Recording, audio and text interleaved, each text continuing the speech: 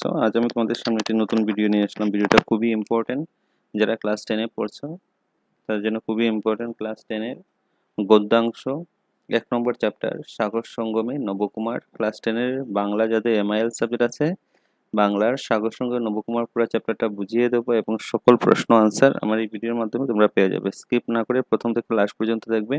আশা করি এখান থেকে সাগর সঙ্গমে নবকুমারের যা যা প্রশ্ন আছে শর্ট করে সবগুলা দেওয়া আছে, এখান থেকে পড়লে আশা করি সবগুলা প্রশ্ন তোমরা কমন পেয়ে যাবে ফাইনাল পরীক্ষাতে, ইউনিট টেস্টে। চলো শুরু করা যাক আজকের ভিডিও।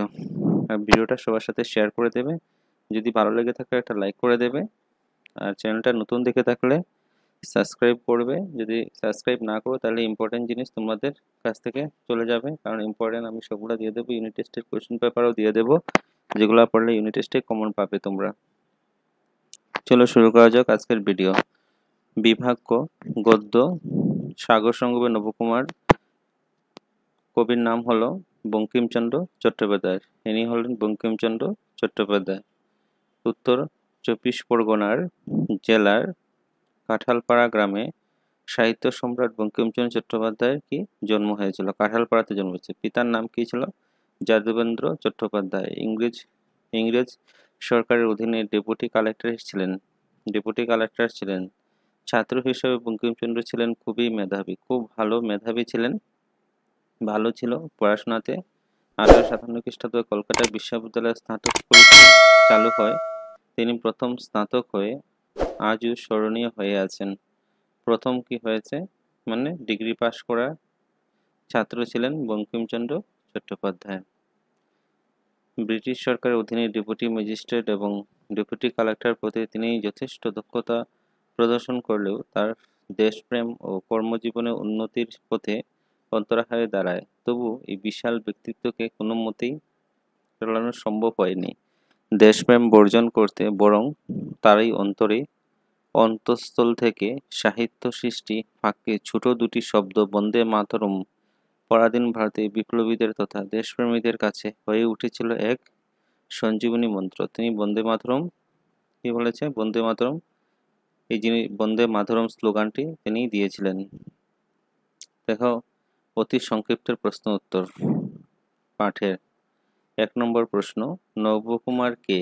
নবকুমার সঙ্গীদের কাছ থেকে পরিত্যক্ত অবস্থায় এক যুবক, এই গল্পের প্রধান চরিত্র। নবকুমার ছিল এই গল্পের প্রধান চরিত্র। নবকুমার সঙ্গীদের কর্তৃক পরিত্যক্ত হয়ে প্রধান কারণ কি ছিল? নবকুমার বনে কাষ্ঠ কাটতে গিয়ে ছিল, কিন্তু তার ফিরতে দেরি দেখে সঙ্গীগণ ভেবেছিল তাকে বাঘে খেয়ে ফেলেছে, তাই তারা তাকে ছেড়ে নৌকা নিয়ে চলে আসে। নবকুমার নির্জন সমুদ্র তীরে বিজনে পরিত্যক্ত হলে কেন? নবকুমার নির্জন সমুদ্র তীরে কাঠের সন্ধানে গভীর জঙ্গলে প্রবেশ করেছিলেন। শুকনো কাঠের সন্ধানে আরো গভীরে প্রবেশ করে সেখানে কোনো বন্য জীবজন্তু আক্রমণ হতে পারে ভেবে তারা কেউ সঙ্গ নেয়নি। ঘুম ভাঙার পর নবকুমার বহুদূরে কি দেখেছিলেন? ঘুম ভাঙার পর নবকুমার বহুদূরে একটা আলো দেখতে পেল এবং সেই আলোর দিকে এগোতে লাগলো। কখন কাপালিকের সঙ্গে নবকুমার সাক্ষাৎ হয়েছিল? গভীর রাতে নবকুমার যখন ঘুম ভাঙল তখন দূরে একটা আলো দেখতে পেল। বালিয়াড়ির লতাপাতা সমস্ত বাধা অতিক্রম করে বালিয়াড়ি উঁচু স্তূপে মৃতদেহের উপর কাকলিকে বসে রয়েছে। প্রতিক্রমী পথহারী উক্তিটি কার? উত্তরী দেবী মূর্তির ন্যায় এক তরুণীর। কস্তম শব্দের অর্থ কি? কস্তম শব্দের অর্থ হলো ব্রাহ্মণ। নবকুমার জাতিতে কি ছিল? জাতিতে ছিল ব্রাহ্মণ। নবকুমার পূর্ণকুটিরে কি খেয়ে ক্ষুধা নিবারণ করেছেন? নবকুমার পূর্ণকুটিরে ফলমূল কলস জল পান করে ক্ষুধা নিবারণ করেছিল। অস্পৃষ্ট সন্ধ্যা লোকে কে নবকুমারকে পূর্ণকুটিরের পথ দেখিয়ে নিয়ে গিয়েছিল? অস্পৃষ্ট সন্ধ্যা লোকে দেবী মূর্তির ন্যায় এক তরুণী নবকুমারকে পথ দেখিয়ে নিয়ে গিয়ে যায়। কাপালিক মানুষ, আমিও মানুষ উক্তিটি কার?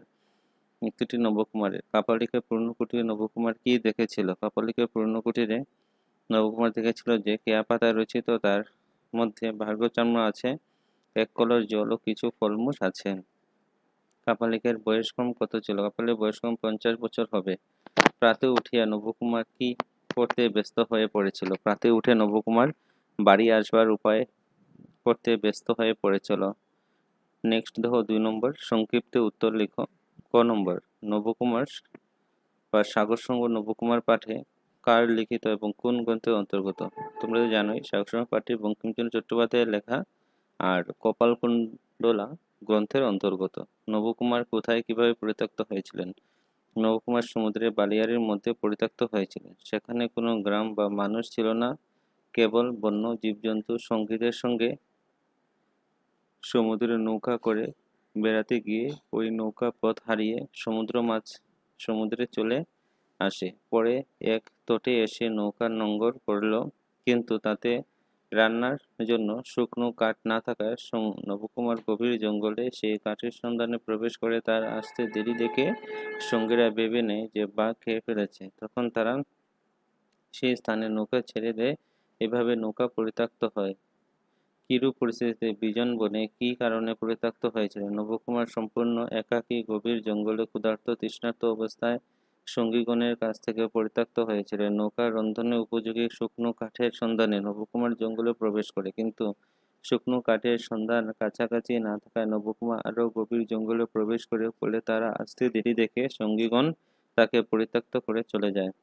ঘ নম্বর, কাপালিককে নবকুমার কোথায় কী অবস্থায় দেখতে পায় এবং তা লেখো। গভীর রাত্রে যখন নবকুমার ঘুম ভাঙে তখন অনেক দূরে একটা আলো দেখতে পায়। বালুরাশি লতাপাতার মধ্যে অতিক্রম করে সেই এগোতে থাকে। তাতে আলো পরিধি ক্রমে বাড়তে এবং উজ্জ্বলতর হতে থাকে। বালুস্তূপের সর্বোচ্চ উপরে দেখে আলো জ্বলছে। তাহার সম্মুখে একটা মৃতদেহের উপর বসে ধ্যান করিতেছেন। তাহার বয়স কম, প্রায় 50 বছর হবে। পরিধানে প্রায় কার্পাস বস্ত্র নেই, কটিদেশ জানু পর্যন্ত ছদ্মল চর্ম আবৃত। গলদেশে রুদ্রাক্ষমালা, সামনে নরকঙ্কাল রয়েছে, তার মধ্যে রক্তবর্ণদ্রব্য পদার্থ রয়েছে। চতুর্দিকে স্থানে স্থানে অস্থি পড়ে রয়েছে। এমন অবস্থায় নবকুমার কাপালিককে দেখলেন। নবকুমার কার সহায়তায় কেমন করে পুনরায় পূর্ণকুটিরে বেচতে পেরেছিল? নারীটিকে নবকুমার দেবী মূর্তির ন্যায় তরুণ রমণীর সহায়তায় পুনরায় পূর্ণকুটিরে পৌঁছতে পেরেছিল। নবকুমার সমুদ্রের অপরূপ সৌন্দর্য উপভোগ করার পর পূর্ণকুটিরে পৌঁছতে চাইলেও পথ হারিয়ে ফেলেছিল। পরেই রমণী অতি মৃদুস্বরে কহিল, পথিক, তুমি পথ হারিয়েছ? রমণী কোনো উত্তর না পাইয়া কহিল, এসো বলিয়া তরুণী চলিল। নবকুমার তাকে লক্ষ্য করে চলিল। এটাই ক্ষুদ্র বন অতিক্রম করার পরেই সম্মুখী পূর্ণকুটির দেখতে পেল, কিন্তু সেই সুন্দরী রমণী আর দেখতে পেল না। কাপালিকের পূর্ণকুটির যথার্থ পরিচর্যা। কাপালিকের পূর্ণকুটিরে কেয়াপাতা রচিত। তার মধ্যে রয়েছে কয়েকটি বাঘের চামড়া আছে, এক কলস জল ও কিছু ফলমূল আছে। কুটিরের ভেতরে একটি কাঠের আগুন জ্বলছে। কাপালিক পূর্ণকুটিরে নবকুমার কি করে কোথায় প্রাপ্ত তণ্ডুল আত্মসাৎ করেছিল? নবকুমার কাপালিকের পূর্ণকুটিরে পুনরায় ফিরে এসে দেখে তার আগমনের কিছু সময় পূর্বে একটি কাষ্ঠ জ্বলিতেছে। এদিকে সারা দিনের ক্ষুধা ও তৃষ্ণা ক্লান্ত হয়ে পড়িতেছিল। তখন চোখে পড়ে শুধু আলোর ন্যায় তাণ্ডুলাদি পাকাযোগী কিছু সামগ্রী আছে। এতে অবশ্য নবকুমার খুব একটা বিস্মিত হইলেন না, কারণ তিনি জানতেন কাপালিকের কাছে সব কিছুই সম্ভব। তখন নবকুমার এই সন্ধ্যার সময় তাণ্ডুলটি কুটিরের মধ্যে এক মৃৎপাত্রে সিদ্ধ করিয়া আত্মসাৎ করেছিল। কোথায় যাইতেছ? যাইও না, ফিরিয়া যাও, পলায়ন করো। উক্তিটি কার? কে কাকে কখন এই উক্তিটি করেছে? নবকুমার পরে কি করলো? এটা ভেরি ইম্পর্টেন্ট, পরীক্ষায় গিয়ে পাবে এটা। উক্তিটি বনদেবীর ন্যায় এক সুন্দরী রমণী। এই রমণী নবকুমারকে কাপালিকের পিছু পিছু দেখে উক্তিটি করেছিলেন, কারণ এই রমণী জানতো কাপালিক তাকে কোথায় কেন কি উদ্দেশ্যে নিয়ে যাচ্ছে। তাই সে মুখে আঙ্গুল চেপে নবকুমার কোনো শব্দ না করে কাপালিকের সঙ্গতে ত্যাগ করিতে অনুরোধ করে এই উক্তিটি করেছিল। তারপরে দেখো শূন্যস্থান পূরণ। সে তো আশঙ্কাসূচক, কিন্তু ড্যাশ ড্যাশ ড্যাশ সকলই করিতে পারে, তবে কি ড্যাশ পালাইব, বা কি বলেছে, কি আশঙ্কা তান্ত্রিকরা সকলেই করিতে পারে, তবে কি পালাইব, পালাইব কেন? নবকুমার কহিল, এ পর্যন্ত প্রভু দৃশ্য কি জন্য বঞ্চিত ছিলাম? কাপালিক কহিল, নিজ ব্রতে নিযুক্ত ছিলাম। তারপরে দেখো নেক্সট। ভ্রমণ করিতে করিতে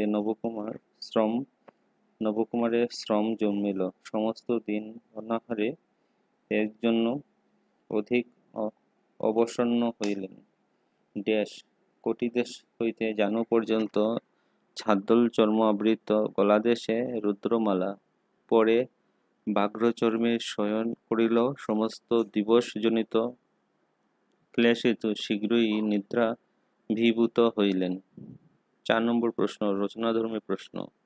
প্রতীক তুমি পথ হারিয়েছ, উক্তিটি আলোকের ঘটনার পূর্বপর আলোচনা করো। কি বলেছে দেখো, বেলা দুপুর হইলেও কপালিক ও পূর্ণকুটিরে ফিরে এলো না। পূর্বদিনের উপবাস, আজ এ পর্যন্ত অনশন। ইহাতে নবকুমার ক্ষুধায় প্রবল হইয়া উঠিল। তখন বাধ্য হয়ে খাবার খুঁজে বালিয়াড়ির মধ্যে ঘুরতে লাগলো। ঘুরতে ঘুরতে আশ্রমের কোনো পথ তাহাতে স্থির করিতে পারিল না। দেখে সামনেই বিশাল সমুদ্র। কিছুক্ষণ সমুদ্রে অপূর্ব প্রাকৃতিক সৌন্দর্য উপভোগ করিল। নীল সমুদ্র, বিশাল ফেনারাশি ও ঢেউ। এরপর আশ্রমের সন্ধানে সমুদ্রকে পিছনে ফেলে ফিরা মাত্র এক অপূর্ব দেবী মূর্তি দেখতে পেল। এক রমণী মূর্তি, কেশাভরণ, অবসম্মত, সংযোজিত, রাশিকৃত, আঙ্গুল ফর্মিত কেশভার, তদগ্রে দেহরত্ন, যেন চিত্রপটের উপর চিত্র দেখা যাইতেছে। অলকাবিল প্রচুর মুখমণ্ডলে সম্পূর্ণরূপে প্রকাশিত হইতেছিল না, তথাপি মেম বিচ্ছিন্ন নিঃসৃত চন্দ্রমারাশির ন্যায় প্রতীক হইতেছিল। বিশাল লোচনে কটাক্ষ, অতি স্থিত, অতি স্নিগ্ধ, গতি গম্ভীর, অথচ জাতিস্মর সে কটাক্ষ এই সাগর হৃদয়ে ক্রিয়াশীল চন্দ্রকিরণ লেখার ন্যায় স্নিগ্ধজল দীপ্ত পাইতেছিল। নবকুমার অকস্মাৎ এইরূপ দুর্গম মধ্যে এইরূপ দেবীমূর্তি দেখিয়া নিস্পন্দন শরীর হইয়া দাঁড়াইল। তাহার বাক্শক্তি রহিত হইল। ক্রুদ্ধ হইয়া চাহিয়া রহিল। রমণী স্পন্দনহীন অনিমেল লোচনে বিশাল ক্রুদ্ধ স্থির দৃষ্টি নবকুমারকে মুখে ন্যস্ত করিয়া রাখিলেন। নেক্সট প্রশ্ন, সাগরসমূহ পাঠের সারাংশটা বই থেকেই পড়ে নেবে। মেইন বইয়ে দেওয়া আছে, সারাংশটা পড়ে নেবে। এ কি দেবী, মানুষ, না কাপালিকের মায়া মাত্র? আধারে নবকুমার মনোভাব ব্যক্ত করো। নবকুমার আশ্রম কুটিরের পথ হারিয়ে ইতস্ততভাবে ভ্রমণ করিতেছিল। এমন অবস্থায় পিছনে ফিরে দেবী মূর্তির ন্যায় সুন্দরী রমণীকে দেখতে পান, যাহার বিশাল লোচনে কটাক্ষ অতি স্থির, অতি স্নিগ্ধ, অতি গম্ভীর, অথচ জাতিস্মর কেশরাশিতে স্কন্দদেশ বাহুযুগল আচ্ছন্ন করিয়াছিল। স্কন্দদেশ একেবারে অদৃশ্য, বাহুযুগলের বিমলশ্রী কিছু কিছু দেখা যাইতেছিল। রমণী দেহ একেবারে নিরাভরণ। মূর্তির মধ্যে যে একটি মোহনী শক্তি ছিল, তাহা বর্ণনা করা যায় না। এ রমণী মূর্তি নবকুমারকে অতি মৃদুস্বরে কহিল, পথিক তুমি পথ হারিয়েছ? রমণী কোনো উত্তর না পাইয়া কহিল, আইস মানে এসো। এই বলিয়া তরুণী চলিল। পদক্ষেপে লক্ষ্য হয় না। নবকুমার কহিল, পুত্তলির ন্যায় সঙ্গী চাইলেন। একসঙ্গে একটি ক্ষুদ্র বনে পরিবেষ্ট করিতে হইবে। বনের অন্তরালে গেল, আর সুন্দরী দেখতে পাইল না। তাই নবকুমারকে এই রমণী দেবী বলেই মনে হইয়াছিল। কাপালিক মানুষ, আমিও মানুষ, উক্তিটি বক্তাকে সেই এরূপ যথাযথ কারণের উল্লেখ করে। এটা আসবে পরীক্ষাতে।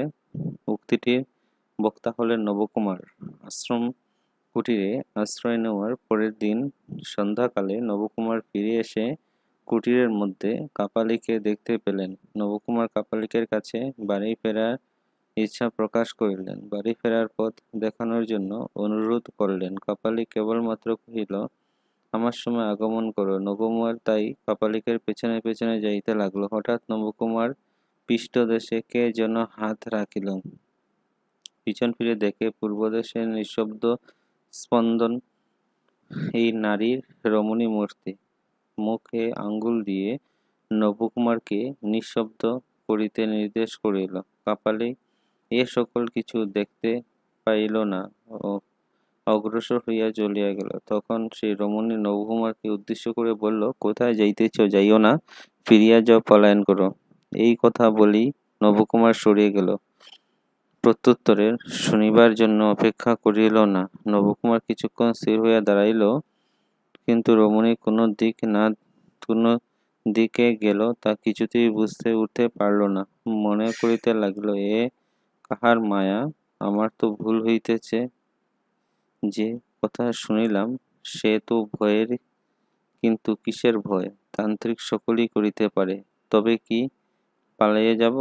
পালিয়ে যাব কেন? সেদিন যদি বাঁচিয়েছি, আজও বাঁচিব। কারণ কাপালিক মানুষ, আমিও মানুষ। নেক্সট 9 নম্বর প্রশ্ন। নবকুমারকে গল্পের নায়ক বলা হয়েছে কি? নবকুমার চরিত্রটির বর্ণনা দাও। সাগরসময় নবকুমার গল্পটির প্রধান কেন্দ্রীয় চরিত্র নবকুমার, তাই নবকুমারই গল্পের নায়ক। নবকুমার সাহসী যুবক। নৌকা যখন তীরে এসে দাঁড়ায় তখন নৌকার মধ্যে রান্নার জন্য শুকনো কাঠ ছিল না। নৌকার সকল যাত্রী ক্ষুধার্ত ছিল, কিন্তু সেই বনে প্রবেশ করে কোনো যাত্রী কাঠ আনতে রাজি ছিল না। কিন্তু সহজ সরল সাহসী যুবক কোনো সঙ্গী ছাড়াই বনের মধ্যে শুকনো কাঠ খুঁজে প্রবেশ করলো। বনের নিকটে শুকনো কাঠের সন্ধান না পেয়ে নবকুমার গভীর জঙ্গলে প্রবেশ করে। তাই তার কাঠ নিয়ে ফিরতে অনেক দেরি হয়েছিল। এদিকে নৌকার যাত্রীগণ ভেবে নিয়েছিল নবকুমার বাঘে খেয়ে ফেলেছে, তাই তারা তার দেরি না করে নৌকা ছেড়ে দিয়ে চলে যায়। এদিকে নবকুমার ফিরে এসে দেখে নৌকা না দেখতে পেয়ে ইতস্তত ঘুরে বেড়ায়। দীর্ঘক্ষণ পর সে বুঝতে পারে যে নৌকা যাত্রীরা তাকে ত্যাগ করে চলে গেছে। এই যুবক এদের এসেও হতাশ হয়ে পড়েনি। ক্ষুধা তৃষ্ণায় কাতর হয়ে বালিয়াড়ের গায়ে পিঠ টেকিয়ে অর্ধে রাত্রে কাটিয়ে দেয়। তারপর দূরে যখন একটা আলো দেখতে পায় তখন মনে বাঁচার আশা সঞ্চার হয়। কিন্তু আলোর উৎসের কাছে গিয়ে দেখতে তাতে কোনো সাধারণ মানুষের কাছে বিস্ময়কর ভীতির উদ্রেক হয়ে উঠবে। কিন্তু নবকুমার ভীত না হয়ে সে ভয়ঙ্কর কাপালিকের মুখোমুখি দাঁড়ায়। তার কথা মতো আশ্রমের কুটিরে আশ্রয় নিয়ে বাঘের চামড়া শুয়ে সামান্য ফলমূল খেয়ে রাত্রি কেটে দেয়। কাপালিকের জন্য কুটিরে অপেক্ষা না করে নবকুমার খাবার সন্ধানে বনের মধ্যে প্রবেশ করে। ঘুরতে ঘুরতে সমুদ্রের ধারে পৌঁছে সবকিছু দুঃখ ভুললেও সমুদ্রের অপরূপ প্রাকৃতিক সৌন্দর্য অনুভব করতে থাকে। কয়েক ঘন্টার ন্যায় কয়েকদিনে সেই রকম বিপদসংকুল পরিবেশে নিজেকে নতুন করে বাঁচতে শেখার একটা নবকুমারের চরিত্রের সব থেকে বড় গুণ। তারপর 5 নম্বর দেখো, ব্যাখ্যা করো। ব্যাখ্যা আসবে পরীক্ষাতে। রাত্রির মধ্যে ব্যাঘ্র ভাল্লুকের সাক্ষাৎ পাইবার সম্ভাবনা প্রাণনাশী নিশ্চয়। নবকুমার সঙ্গীগণ নবকুমারকে একাকী পরিত্যক্ত করিয়া চলিয়া গিয়াছিল। নবকুমার দেখিল যে গ্রামে নেই আশ্রয়, নেই লোক, নেই খাবার, নেই এমনকি খাবার জলটুকু নেই। কারণ সমুদ্রের জল অত্যন্ত লবণাক্ত, অথচ ক্ষুধা তৃষ্ণা তার প্রাণ বিদীর্ণ হইতেছে। দুরন্ত শীত নিবারণের জন্য আশ্রয় নেই, গাত্রবস্ত্র নেই। এই তৃষ্ণা শীত বায়ু সঞ্চারিত নদীর তীরে হিমবর্ষী আকাশতলে নিরস্ত্রে নিবারণে শয়ন করিয়া থাকতে হইবে। মধ্যরাতে ব্যাঘ্র বালকের সাক্ষাৎ পাইবার সম্ভাবনা, প্রাণনাশে নিশ্চয়। কোথায় যাইতেছ, যাইও না, ফিরিয়া যাও, পলায়ন করো। এটা দেখো, আশ্রমের কুটিরে আশ্রয় করার পর সন্ধ্যাবেলা কাপালিক পুনরায় আগমন ঘটিল। তখন নবকুমার কাপালিকের কাছে গৃহে ফিরে বাসনা ব্যক্ত করেন। কহিল, পথ অবগত নহি, পাথেয় নাই। যদি হিতবিধান প্রভুর সাক্ষাৎ পাইলেই ইহাতে পারিবে, এই ভরসা আছে। কাপালিক কেবলমাত্র কহিল, আমার সঙ্গে আগমন করো। নবকুমার বাড়ি যাইবার সদুপায় হইবে, এই প্রত্যাশায় তাহার পিছু পিছু হাঁটতে লাগল। হঠাৎ নবকুমার পৃষ্ঠদেশে তাহার কোমল হাস্যস্পর্শ অনুভব হইল। পিছনে ফিরিয়া দেখে তাহাতে স্পন্দনহীন হইল এই আঙ্গুল প্রমৃত নিবিড় কেশরাশি ধরণী বনদেবীর মূর্তি। পূর্বের ন্যায় নিঃশব্দ স্পন্দন। রমণী মুখে আঙ্গুল দিয়ে প্রদান করিয়া আছে। নবকুমার বুঝলেন যে রমণী বাক্য উচ্চারণ করতে নিষেধ করছে। কাপালিক এ সকল কিছুই দেখতে পাইল না, অগ্রসর হইয়া চলিতে লাগল। রমণী মৃদুস্বরে কহিল, কোথায় যাইতেছ, যাইও না, ফিরিয়া যাও, পলায়ন করো। নম্বর, কখনো স্তূপতলে, কখনো স্তূপ শিখরে ভ্রমণ করিতে লাগিলেন। নবকুমার সঙ্গীহীন অবস্থায় একাকী ভীত সন্ত্রস্ত হয়ে ক্ষুধা ও তৃষ্ণা জ্বালায় ইতস্তত ঘুরে বেড়াইতেই লাগিল। অধিকক্ষণ এক স্থান থেকে এক স্থান বসিয়া থাকিতে পারিল না। সমুদ্র তীরে ত্যাগ করিয়া উপরে উঠিলেন। ক্রমে অন্ধকার হইল। শিশিকাশে নক্ষত্রমণ্ডলী নীরবে ফুটিতে লাগিল। অন্ধকারে সর্বত্র জনহীন আকাশ, প্রান্তর সমুদ্র সকল নীরব। কেবল অবিরল সমুদ্র গর্জন আর কদাচিৎ বন্য শূকর রব।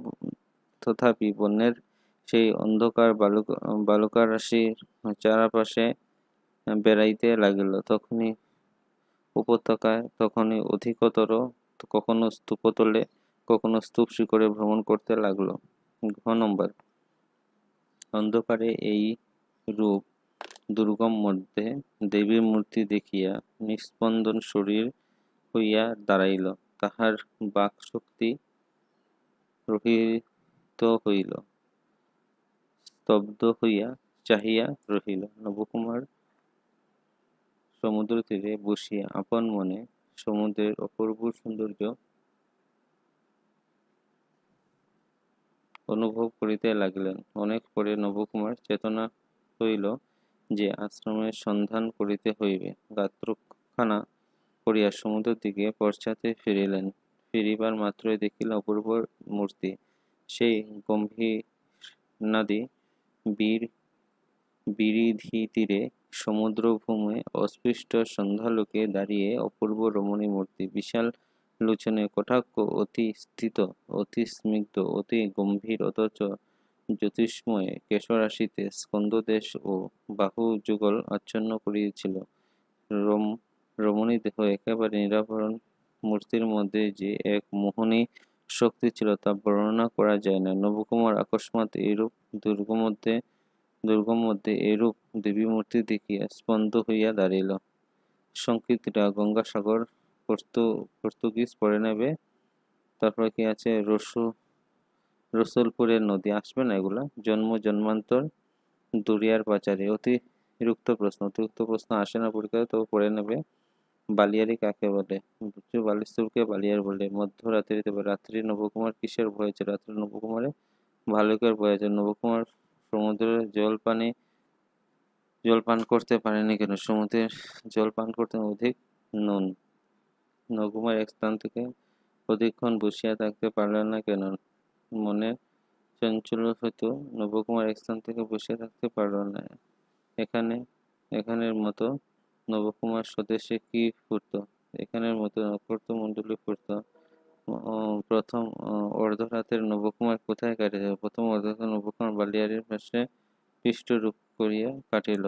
কখন নবকুমার নিদ্রাভঙ্গ হইল? গভীর রাত্রে নিদ্রাভঙ্গ হইল। নিদ্রাভঙ্গ হওয়ার পর নবকুমার আলোক দেখতে পাইল।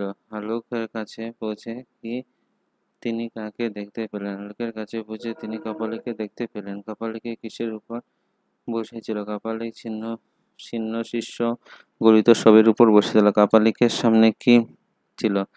অসংখ্য মাথার খুলি পড়তেছিল। ভৈরবী পরিত হাসি, মামুন স্বর পরিত ভবিষ্যতী কাকে বলা হয়েছে? কাপালিক নবকুমার কথা বলল।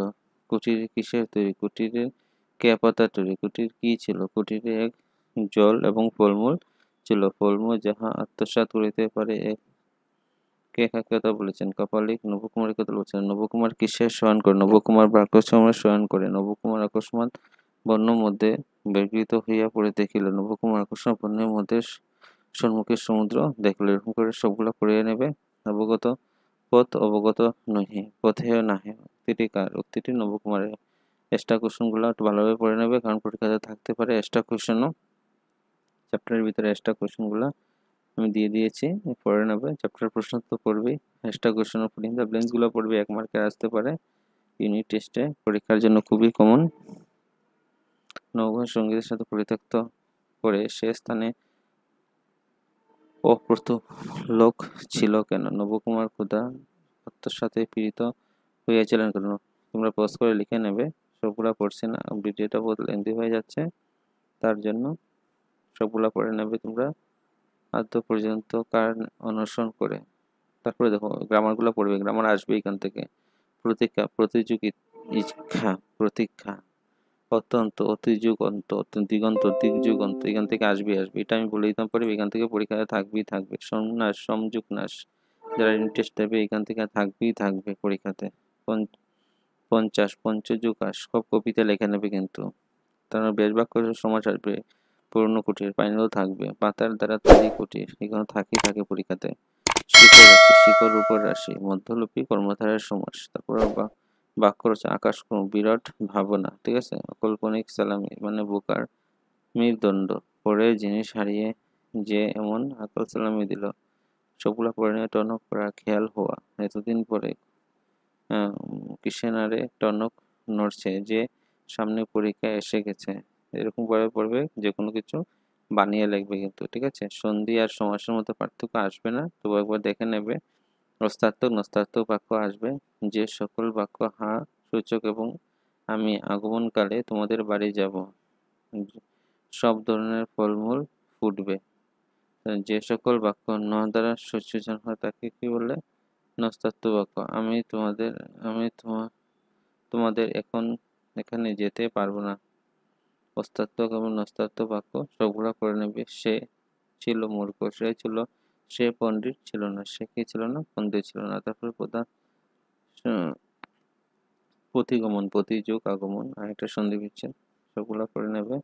নৌকা বিহীন, নৌকা যোগ আরোহী, নৌকা আরোহী, সবগুলা করে নেবে, কারণ এখান থেকে থাকবে মহাশয়, মহাযোগ, আশয়, মহাশয়। এটা হলো তোমাদের সম্পূর্ণ চ্যাপ্টার। সাগর সময় নবকুমারের গ্রামার থেকে শুরু করে পুরো চ্যাপ্টার আমি আলোচনা করে দিয়েছি। এটাকে পড়লে আর বাইরে কোশ্চেন পড়তে লাগবে না, এখান থেকে পরীক্ষাতে থাকবে। ভিডিওটা ভালো লেগে থাকলে একটা লাইক করে দেবে, সবার সাথে ভিডিওটাকে শেয়ার করে সাবস্ক্রাইব করে রাখবে, কারণ সব